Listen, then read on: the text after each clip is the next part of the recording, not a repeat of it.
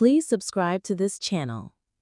Black janitor noticed symptoms everyone else ignored and ended up saving the life of a millionaire CEO. The executive elevator at Manhattan Business Tower had never stopped on the 25th floor at 3 in the morning. But there stood James Washington, night janitor for 15 years, watching through the tinted glass of the boardroom as a woman collapsed onto the mahogany table that cost more than his annual salary. Victoria Sterling, CEO of Sterling Industries and one of the most powerful women in the country, was clearly in trouble. Her face was contorted with pain, her left arm hung limply, and when she tried to speak on the phone, her words came out slurred and incomprehensible. James recognized the signs immediately: a stroke in progress. At 52, James had learned medicine the hard way. His wife Dorothy had been a nurse specializing in neurology for 20 years before she died in an accident 5 years ago. During their decades of marriage, she had turned every dinner into an emergency medicine class, insisting that medical knowledge saved lives regardless of who you were. James hesitated for a second. He was the invisible janitor who cleaned the offices after the executives left. Victoria Sterling was the woman whose face graced business magazines, who moved billions with a simple email. Their worlds never crossed, except when she occasionally ignored him completely in rare hallway encounters. But Dorothy always said that neurological symptoms didn't respect social class or skin color. James opened the conference room door. "Miss Sterling, you're having a stroke. Don't try to talk, just listen to me." His voice carried the calm authority of someone who had watched Dorothy guide families through medical crisis for 2 decades. Victoria tried to protest, but the words came out even more garbled. Panic began to take hold of her eyes when she realized that something was terribly wrong. James was already dialing 911 as he positioned Victoria to prevent further neurological damage. Amberments to the Manhattan Tower, 25th floor. Female patient, mid-40s, presenting with classic stroke symptoms: facial paralysis, weakness in left arm, slurred speech. Symptoms began approximately 5 minutes ago. The 911 operator was surprised by the medical accuracy of someone who identified himself as a janitor, but James continued to provide clinical information with the ease of a healthcare professional. When the paramedics arrived, they found Victoria stabilized in the correct position, with James providing a detailed account of her symptoms and progression.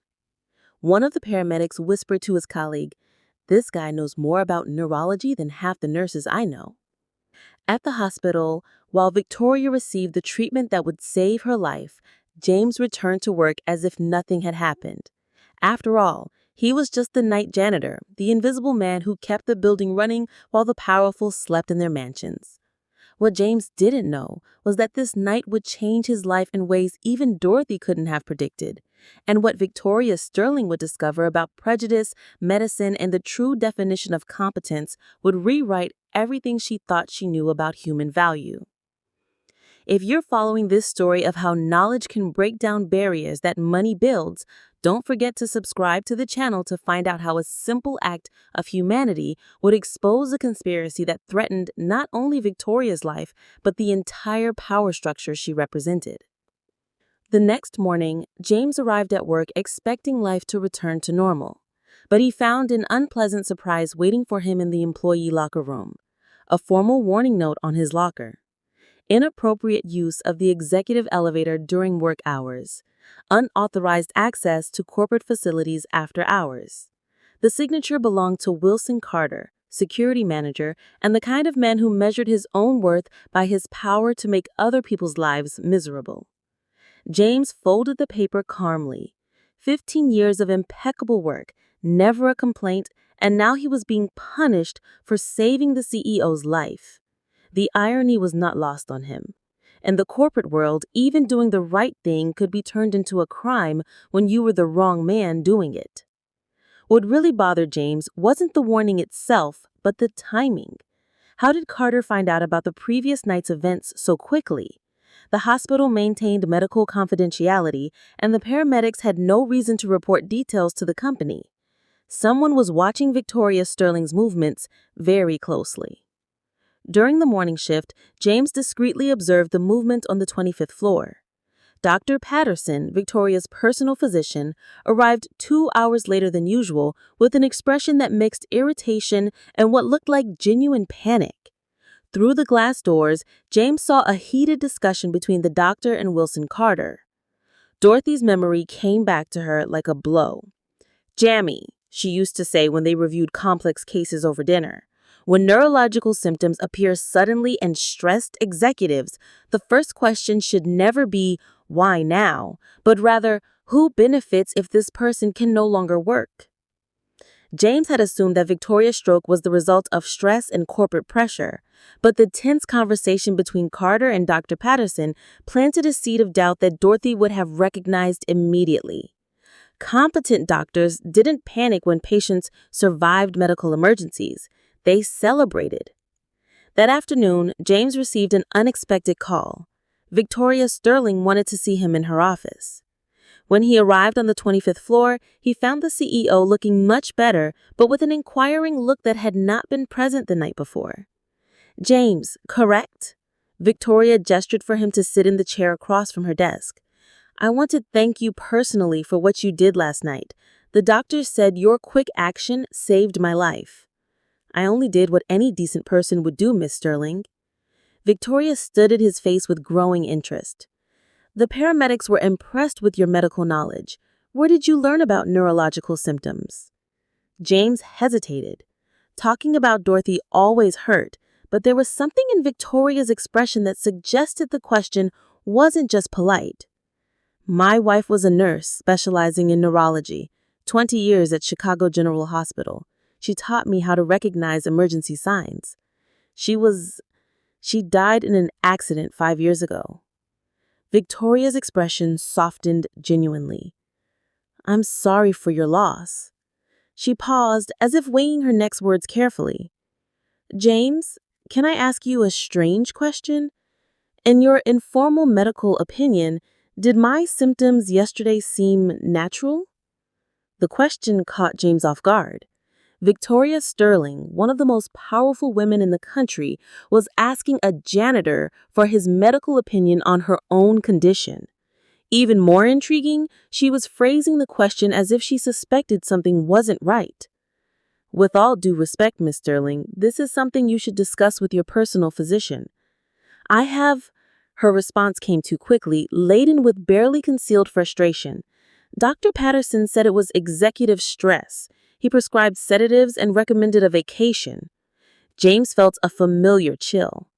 Dorothy always said that competent doctors investigated causes of strokes in young executives as if their lives depended on it, because they did. Prescribing sedatives to someone who had just had a neurological event was not only inappropriate, it was potentially criminal. "Miss Sterling," James said carefully, "did your wife ever mention similar symptoms before yesterday?" Victoria froze. "How did you—" "Stroke in a person in their 40s rarely happens out of the blue.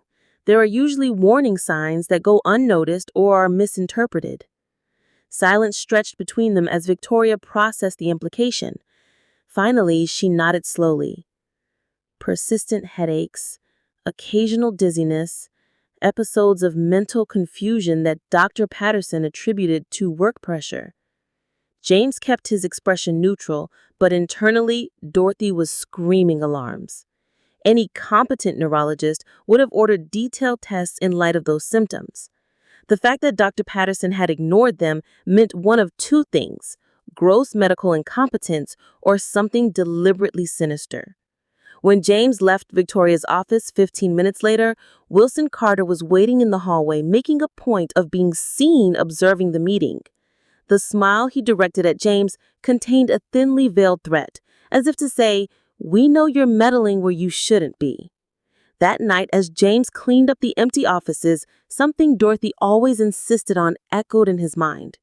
"Jammy, there are no coincidences in medicine. When strange patterns appear, there's always someone behind them creating those patterns." What if Victoria Sterling hadn't simply had a stress-induced stroke? What if someone was deliberately putting her health at risk?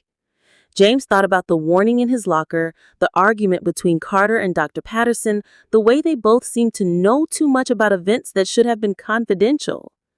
For 15 years, James had been the invisible man, the janitor no one noticed. But invisibility, he was beginning to realize, could be the most powerful weapon against people who thought themselves untouchable, especially when those people completely underestimated what a simple man was capable of observing, understanding, and, if necessary, exposing. James spent the next 2 weeks doing something 15 years of night work had taught him perfectly, being completely invisible while observing everything. What he discovered confirmed his worst fears about Victoria Sterling's situation. Dr. Patterson visited Wilson Carter's office 3 times a week, always carrying a brown medical briefcase that was never allowed to leave the office.